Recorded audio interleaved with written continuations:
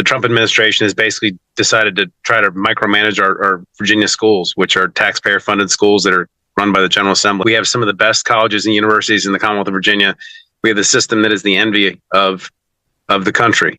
And we're not going to let the Trump administration mess it up. And the Senate of Virginia is going to stand and fight back as well. This is driven by a very, very disturbing agenda and a direct attack on public education. And when you're attacking UVA, who's next? James Ryan steps down as UVA president. But like you said, not a quiet exit. Far from it. Our sources are indicating his departure came, well, under quite a bit of pressure, specifically from the Trump administration. That's the crux of it, yes. So what was the spark? What actually brought this situation to a head?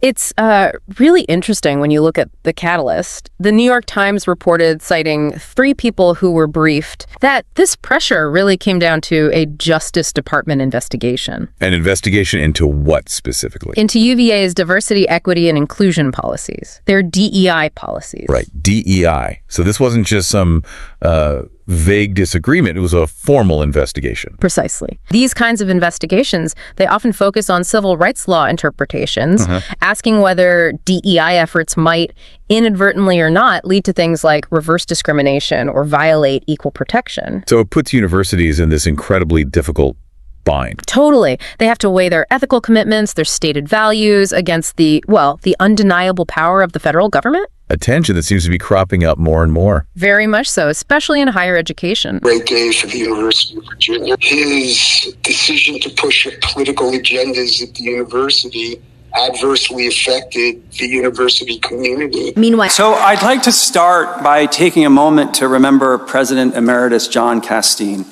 I imagine, it's worth applauding.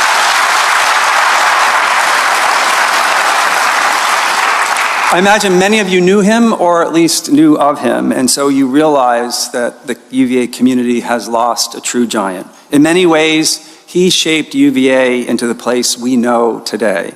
He helped make UVA both more accessible by committing to meeting 100% of the financial need of students, and he promoted excellence in research, teaching, and healthcare. As he said, UVA should be a place of unapologetic ambition, and he helped to ensure that it was. On a personal level, he was a true friend and an invaluable advisor to me. From our first call when I was contemplating whether to take this job, or our last visit when I went to see him in the hospital. We are all the beneficiaries of his leadership, and I know he will be dearly missed. So these weren't policies he was, fundamentally against. It wasn't an ideological thing for him personally, it seems. But when faced with this federal pressure, well, he put out a message to the university community.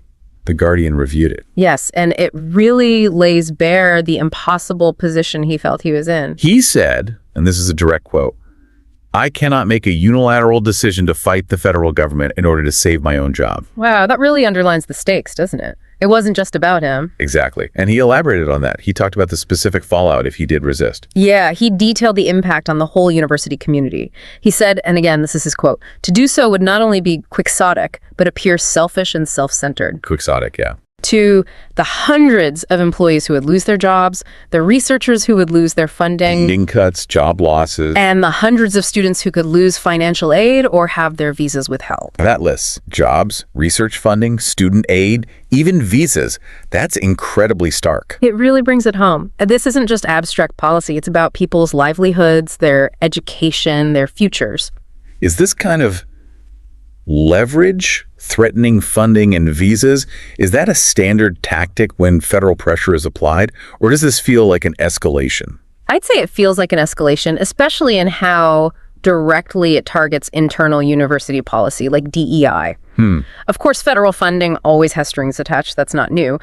But the explicit threat of pulling research grants or student visas over these kinds of institutional values, that's incredibly potent. It forces a really fundamental question about institutional autonomy, doesn't it? It really does.